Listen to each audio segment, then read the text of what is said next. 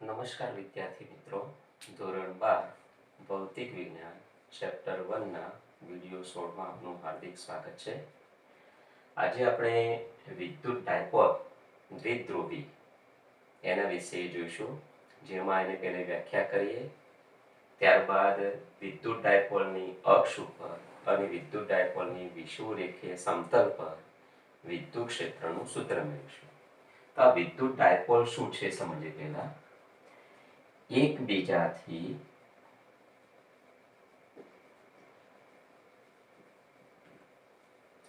અમુક પણ કેટલું, તો ભાઈ અમુક એટલે 2a જેટલું, અમુક અંતરે રહેલા બે સમાન, બુકમાં લખ્યું છે સમાન, પણ આપણે ચોક્કસ શબ્દ લખીશું સમાન મૂલ્યના અને વિરુદ્ધ પ્રકારના પ્લસ ક્યુ અને માઇનસ ક્યુ વિદ્યુત ભારોની જોડને વિદ્યુત ડાયપોલ અથવા વિદ્યુત દ્વિધ્રુવી કહે છે.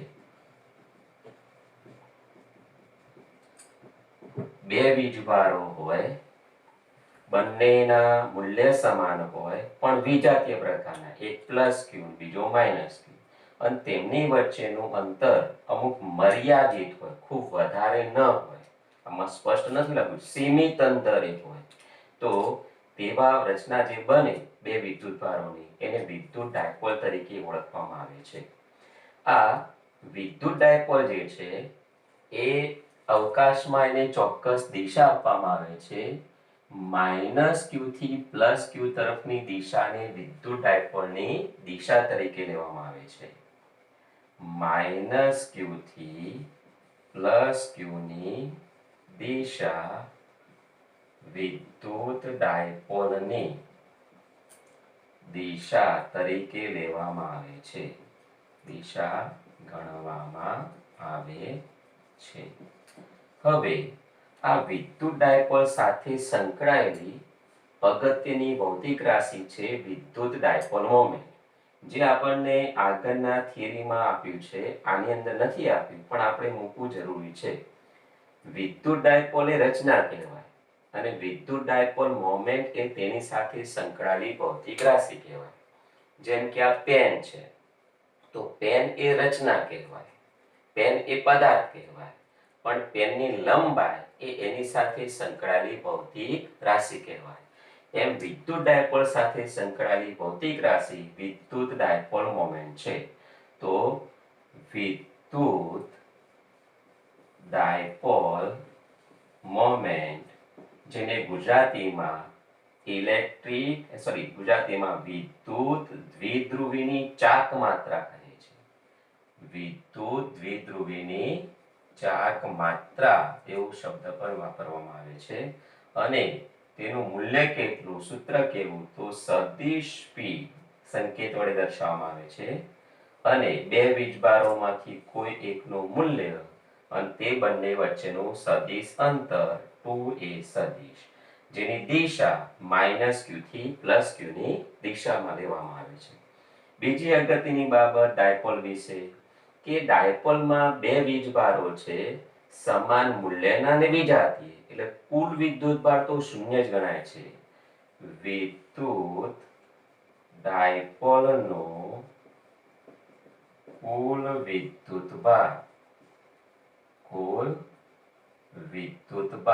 શૂન્ય, કુલ વિદ્યુતભાર શૂન્ય ગણાય છે. પરંતુ વિદ્યુતભારોના સ્થાન અલગ અલગ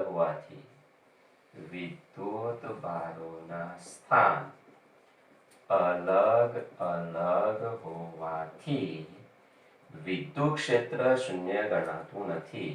વિદ્યુત ક્ષેત્ર શૂન્ય હોતું નથી. આ વિદ્યુત ડાયપોલ વિશે જરૂરી એવી માહિતી છે. હવે વિદ્યુત ડાયપોલ જે છે એની અક્ષ કોને કહેવાય ને વિષુવરેખીય સમતલ કોને કહેવાય એ સમજી લઈએ, પછી એ અક્ષ ઉપર અને વિષુવરેખીય સમતલ પરના બિંદુ પર વિદ્યુત ક્ષેત્રનું સૂત્ર મેળવીએ. અત્યારે મેં આકૃતિ દોરી રાખી છે, એમાં પ્લસ ક્યુ વિદ્યુતભાર માઇનસ ક્યુ વિદ્યુતભાર બંને વિદ્યુતભારોને જોડતી જે રેખા હોય એને વિદ્યુત ડાયપોલની અક્ષ કહેવાય, અને વિદ્યુત ડાયપોલના બે વીજભારોની વચ્ચેનું મધ્ય બિંદુ છે ને ડાયપોલનું કેન્દ્ર કહેવાય. ડાયપોલના કેન્દ્રમાંથી પસાર થતા અને જોડતી રેખાને લંબ એવું જે સમતલ હોય એ સમતલને વિષુવરેખીય સમતલ તરીકે ઓળખવામાં આવે છે. તો અત્યારે પહેલી થિયરી આપણે જોઈશું વિદ્યુત ડાયપોલની અક્ષ ઉપર વિદ્યુત ક્ષેત્રનું સૂત્ર મેળવવું. વિદ્યુત ડાયપોલની અક્ષ પરના પી બિંદુ પાસેનું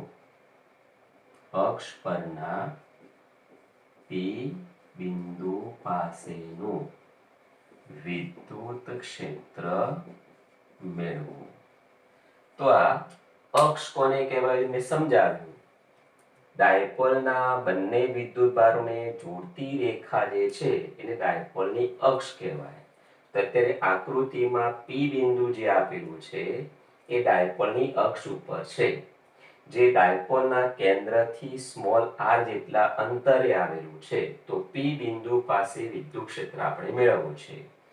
આકૃતિમાં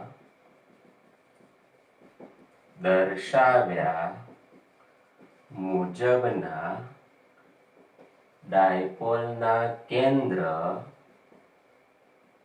થી r અંતરે આવેલા પી બિંદુ પાસે વિદ્યુત ક્ષેત્ર મેળવવું છે. તો આ મેળવવા માટે વિદ્યુત ક્ષેત્ર જે છે જેમાં વિદ્યુત બળ ઉપરથી આપણે મેળવ્યું છે, જેમાં સંપાતપણાનો સિદ્ધાંત અને કુલમ્બનો નિયમ એનો ઉપયોગ કરવાનો છે. મેળવવા માટે કુલમ્બના નિયમ અને સંપાતપણાના સિદ્ધાંતનો ઉપયોગ કરીશું. આ સૂચન ન લખો તો એ ચાલે, સીધું કહી શકો તમે કે આકૃતિમાં દર્શાવ્યા મુજબના r અંતરે આવેલા પી બિંદુએ વિદ્યુત ક્ષેત્ર મેળવીએ. મેળવવા માટે શું કરવાનું? તો બે વીજભારો છે, તો કોઈ એક વીજભારને કારણે પી પાસેનું વિદ્યુત ક્ષેત્ર મેળવીએ, બીજાના કારણે વિદ્યુત ક્ષેત્ર મેળવીએ અને બંનેનો સદિશ સરવાળો કરીએ. અગાઉ આપણે જોયું છે ઘણા બધા વિદ્યુતભારોનું તંત્ર હોય, તે બધા તંત્રોને લીધે કોઈ બિંદુ પાસે પરિણામી વિદ્યુત ક્ષેત્ર મેળવવું હોય તો દરેક વડે મળતા વિદ્યુત ક્ષેત્રનો સદિશ સરવાળો કરવો પડે. તો અત્યારે આપણે માઇનસ ક્યુ ના કારણે પ્લસ ક્યુ ના કારણે ક્ષેત્ર છે તે મેળવીએ. આકૃતિ પરથી માઇનસ ક્યુ વિદ્યુત ભારને લીધે પી બિંદુ પાસેનું વિદ્યુત ક્ષેત્ર E સદિશ ઓફ માઇનસ ક્યુ. તો ભાઈ માઇનસ ક્યુ થી પી બિંદુનું અંતર તમે જો તો r અને આ મધ્ય બિંદુ છે. મધ્ય બિંદુથી એક બાજુ અંતર સ્મોલ a, બીજી બાજુ સ્મોલ એટલે માઇનસ ક્યુ થી પી નું અંતર થવાનું a પ્લસ r અથવા r પ્લસ a. અને સૂત્ર આપણે જાણીએ છીએ કે q upon r square. k ને બદલે 1/4πε0. પછી q માઇનસ q વિદ્યુતભારના કારણે છે એટલે અત્યારે તો મૂલ્ય તરીકે q લખીએ, અને અંતરની વાત કરીએ તો r plus a whole square આવશે. પણ દિશા કઈ? તો હાલ આપણે અહીંયા સમજાવ્યું એ પ્રમાણે માઇનસ ક્યુ અને પ્લસ ક્યુ ની દિશા હોય એને વિદ્યુત ડાયપોલની દિશા ગણવામાં આવે છે. તો અત્યારે તમે જુઓ ત્યાં માઇનસ ક્યુ ના લીધે પી પાસે ક્ષેત્ર એના તરફ છે, એટલે આ વિદ્યુત ક્ષેત્રની દિશા ડાયપોલ મોમેન્ટની વિરુદ્ધ દિશામાં છે. એટલે ઉપર ચિહ્ન આપણે જો ધારો કે p કેરેટ એ ડાયપોલ મોમેન્ટની દિશામાંનો એકમ સદિશ લીધો હોય તો આગળ ચિહ્ન તમારે માઇનસ લખવું પડે, કારણ કે વિરુદ્ધ દિશા થઈ ગઈ અને આને ઉલ્લેખ પણ કરવો જોઈએ. જો p કેરેટ એ શું છે તો p કેપ એ ડાયપોલ જે છે વિદ્યુત ડાયપોલની દિશામાંનો એકમ સદિશ, વિદ્યુત ડાયપોલની દિશામાંનો એકમ સદિશ છે. હવે બીજો વિદ્યુત ભાર પ્લસ ક્યુ, તો પ્લસ ક્યુ ને કારણે મળતું વિદ્યુત ક્ષેત્ર તે જ રીતે પ્લસ ક્યુ ને લીધે પી પાસે વિદ્યુત ક્ષેત્ર. તો પી બિંદુ જે છે એ પ્લસ ક્યુ થી કેટલા અંતરે છે તો કેન્દ્રથી પી સુધીનું અંતર r છે, પણ પ્લસ ક્યુ તો સ્મોલ એ જેટલો આગળ આવેલો છે એટલે r માંથી એ બાદ કરવા પડે. તો ત્યાં આગળનું વિદ્યુત ક્ષેત્ર E પ્લસ ક્યુ સદિશ is equal to 1/4 pi epsilon not q upon r minus a આખાનો સ્ક્વેર. અને એની દિશા તમે જુઓ તો પ્લસનું વિદ્યુત ક્ષેત્ર એનાથી દૂર તરફ એટલે માઇનસ ક્યુ થી પ્લસ ક્યુ ની દિશામાં ડાયપોલ મોમેન્ટની ડાયપોલની દિશામાં જ આવશે. એટલે અહીંયા પી કેપની દિશામાં જ લખી શકાય. પેલામાં માઇનસ આવશે. કોઈ એમ સમજે કે માઇનસ ક્યુ વીજભાર સાહેબ હતો તો અહીંયા માઇનસ ક્યુ ન લખવા જોઈએ. જો તમે માઇનસ ક્યુ વીજભાર લખો તો પછી તમારે આગળ ચિહ્ન પી કેરેટ જે છે એની આગળ માઇનસ ન લગાડાય. હું તો કહું પહેલા મૂલ્ય લખવાનું અને પછી ક્ષેત્રની કયા બિંદુ આગળ કઈ દિશા છે, કારણ કે આ બિંદુ જો તમે આ સાઈડે લઈ લો તો દિશા આ તરફ થઈ જશે. એટલે મૂલ્ય લખવું અને પછી દિશા નિર્ધારિત કરવાની. ધનનું વિદ્યુત ક્ષેત્ર એનાથી દૂર તરફ અને ઋણનું ક્ષેત્ર એના તરફ હોય. હવે પરિણામી વિદ્યુત ક્ષેત્ર મેળવવું એટલે સબાચરના નિયમ મુજબ સરવાળો કરી શકાય, પણ આ તો પરસ્પર વિરુદ્ધ દિશામાં છે એટલે આપણે સાદો સરવાળો કરવાનો રહેશે. તો પી બિંદુ પાસે પરિણામી વિદ્યુત ક્ષેત્ર એટલે E પ્લસ ક્યુ નું અને માઇનસ ક્યુ નું જે વિદ્યુત ક્ષેત્ર છે તેનો સરવાળો. માટે અક્ષ પરના પી બિંદુ પાસેનો પરિણામી વિદ્યુત ક્ષેત્ર E સદિશ is equal to E minus q સદિશ અને E પ્લસ ક્યુ નો સદિશ. નંબર 3 માં બંને મૂલ્ય મૂકી દઈએ તો E સદિશ પરિણામી વિદ્યુત ક્ષેત્ર તો પ્લસ વાળું 1/4 પાઈ એપ્સિલોન નોટ કોમન કાઢી દઈએ, ક્યુ પણ કોમન કાઢી દઈએ તો ઇન બ્રેકેટ રહેશે પહેલા પ્લસ માઇનસ ક્યુ વાળું એ માઇનસ છે, પ્લસ ક્યુ વાળું પ્લસ છે તો પ્લસ વાળું આગળ લખીએ 1/r માઇનસ હોલ સ્ક્વેર વચ્ચે ચિહ્ન minus 1/r plus a whole square અને કૌંસની બહાર દિશા પી કેપ. નંબર 4.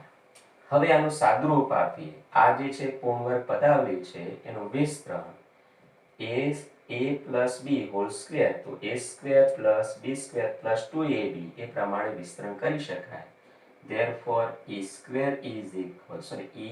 સદિશ q upon 4 pi epsilon naught અને આનો લસા તો પહેલા લઈશું એટલે અહીંયા આવશે r plus a whole square minus r minus a whole square અને છેદમાં બંનેનો ગુણાકાર એટલે r square minus a square whole square અને p કેપ. હવે આનું વિસ્તરણ કરીએ, સાદુરૂપ આપીએ તો r square plus 2ar plus a square વચ્ચે ચિહ્ન માઇનસ નો વિસ્તરણ r square minus 2ar plus a square upon r square minus a square આખાનો સ્ક્વેર અને દિશા તો ખરી જ પી કેપ. હવે આ જે છે એનું માઇનસ ચિહ્ન અંદર લઈ જઈએ તો પ્રથમ પદ માઇનસ થશે, બીજું પ્લસ થશે અને ત્રીજું માઇનસ થશે. અહીંયા plus r square minus r square plus a square minus a square cancel, તો ઉપરનું પદ રહેશે 2ar પ્લસ 2ar એટલે 4ar. બુકમાં ડાયરેક્ટ લખી દીધું છે, તમે ડાયરેક્ટ પણ લખી શકો q upon 4 pi epsilon naught અને ઉપર થશે 4ar અને છેદમાં r square minus a square આખાનો સ્ક્વેર અને p કેપ. આમ પરિણામી વિદ્યુત ક્ષેત્રનું આ સૂત્ર તો આવી ગયું, પણ આમાં શરત ઇન્ટ્રોડ્યુસ કરી છે કે ધારો કે વ્યવહારમાં એવું કહે છે ફિઝિકલ ડાયપોલ, ભૌતિક ડાયપોલ H2O નો અણુ છે તો એની અંદર ડાયપોલ જે છે ડાયપોલ ની સાઈઝ ઘણી જ ઓછી, એટલે કે પ્લસ q અને માઇનસ q વચ્ચેનું અંતર ઘણું ઓછું, તો ડાયપોલથી તમે 1 સેન્ટીમીટર દૂર જાઓ તો પણ અનંત અંતર કહેવાય, એટલે ખૂબ જ મોટું અંતર હોય છે r. માટે વ્યવહારમાં r is very much greater than small a, r is very much greater than small a હોય તો તે વખતે છેદના પદમાં a ને અવગણીએ તો r સ્ક્વેર ની 4 ઘાત r સ્ક્વેર નો સ્ક્વેર એટલે r ની 4 ઘાત થઈ જાય. તો therefore E સદિશ is equal to q upon 4 pi epsilon naught.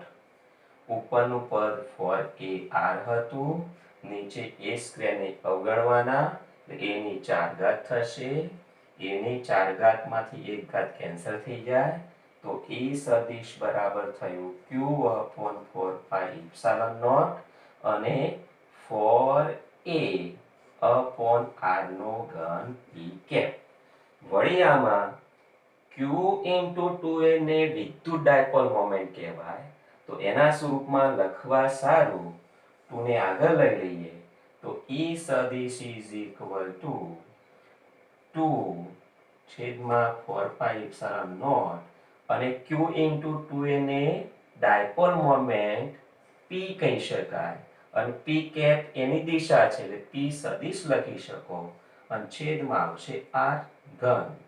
આમ પરિણામી વિદ્યુત ક્ષેત્ર જે છે એ ડાયપોલ મોમેન્ટના સ્વરૂપમાં અથવા ડાયપોલ મોમેન્ટના એકમ સદિશના સ્વરૂપમાં અથવા મૂળ સ્વરૂપમાં જો આપણે આ શરતનો ઉપયોગ ન કરીએ તો આમ ત્રણ ઇક્વેશન ત્રણે ત્રણ આપણા માટે અગત્યના છે. વિદ્યુત ડાયપોલની અક્ષ ઉપર ડાયપોલના કેન્દ્રથી r અંતરે આવેલા p બિંદુ પાસેનું વિદ્યુત ક્ષેત્રનું સૂત્ર છે. મોટા ભાગે MCQ ગણવા માટે છેલ્લું સૂત્ર છે આપણે ઉપયોગમાં લેવાનું હોય છે. હવે વિદ્યુત ડાયપોલની વિષુવરેખા જે છે, વિષુવીય સમતલ જે છે, વિષુવરેખીય સમતલ તેના પરના બિંદુ પાસેનું વિદ્યુત ક્ષેત્રનું સૂત્ર મેળવવું છે. તો પહેલા વિષુવરેખીય સમતલ કોને કહેવાય તો એ બાબત આપણે સમજી લઈ અને પછી એનું સૂત્ર મેળવીએ. વિદ્યુત ડાયપોલની વિષુવરેખીય સમતલ પરના બિંદુ પરનું વિદ્યુત ક્ષેત્ર મેળવવું.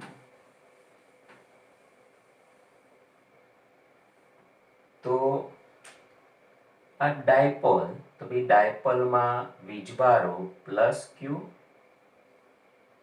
અને માઇનસ q છે, તેમની વચ્ચેનું અંતર 2a જેટલું છે. આ મધ્ય બિંદુ, કુલ અંતર 2a છે.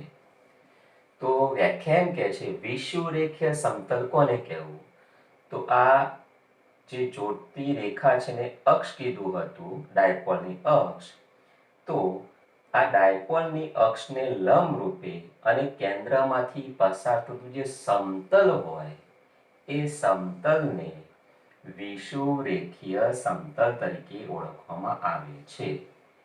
અને વિષુવરેખા કોને કહેવાય એવું કદાચ પ્રશ્ન પૂછે તો ડાયપોલના બંને વિદ્યુતભારોને જોડતી રેખાના લંબ દ્વિભાજક અને કેન્દ્રમાંથી પસાર લંબ વિભાજક કહી દો એટલે વિષુવવૃત્ત રેખા બની જાય.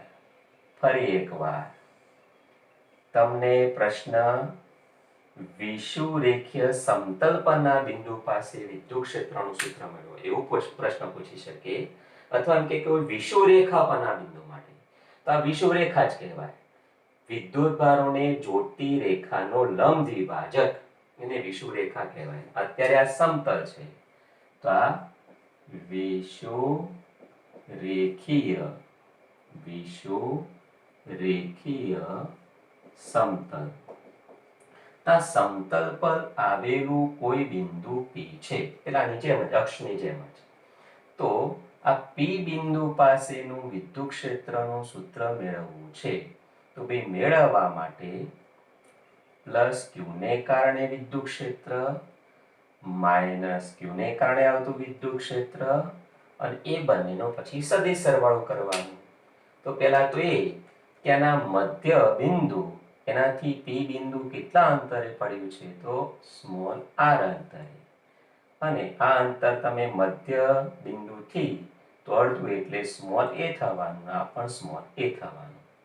હવે P બિંદુ પાસે બંને વિદ્યુતભારોને કારણે આવતા વિદ્યુત ક્ષેત્રના સૂત્ર લખીએ અને પછી તેનું પરિણામી સૂત્ર મેળવીએ. તો પ્લસ Q વિદ્યુતભારને કારણે વિદ્યુત ક્ષેત્ર એનાથી દૂર તરફની દિશામાં હોય એટલે P બિંદુ પાસે પ્લસ Q નું વિદ્યુત ક્ષેત્ર E પ્લસ Q સદિશ, અને માઇનસ Q નું ક્ષેત્ર એના તરફ હોય માઇનસ Q નું E માઇનસ Q જે છે એનું વિદ્યુત ક્ષેત્ર.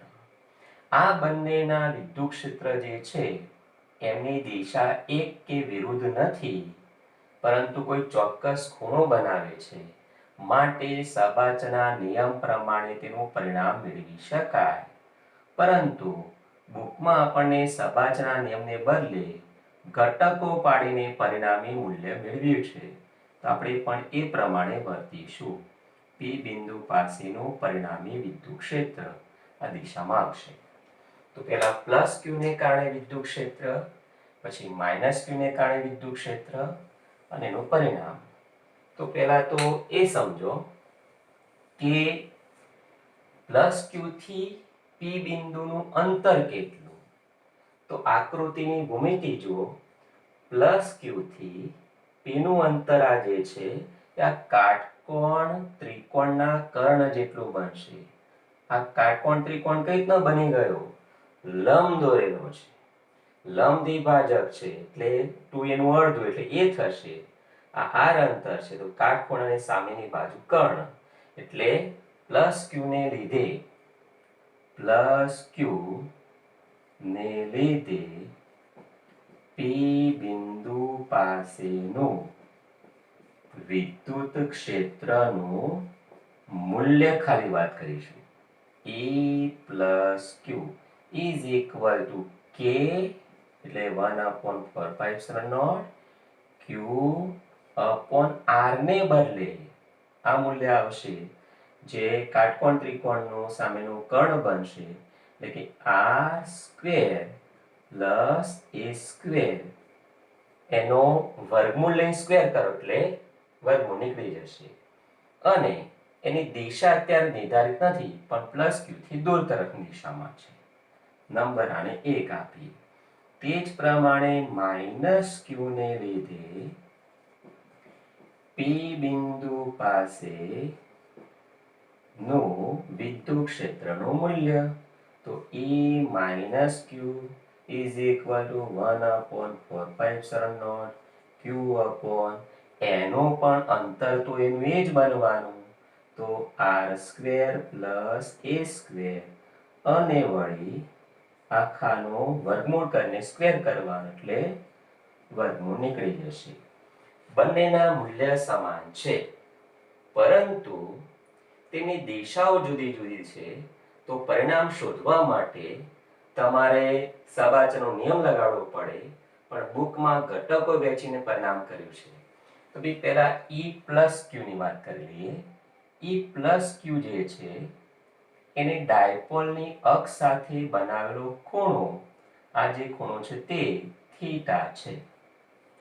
તો આ થીટા ખૂણો હોવાથી E પ્લસ ક્યુ સદિશના બે ઘટકો પાડી શકાય.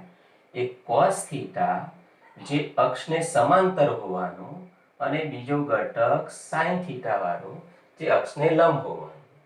એ જ પ્રમાણે E માઇનસ ક્યુ ની વાત કરીએ તો એનો પણ આ જે ખૂણો છે તે થીટા બનવાનો, તેનો પણ અક્ષને સમાંતર ઘટક E cos થીટા બનશે, અને લંબ ઘટક જે છે એ E sin થીટા બનશે.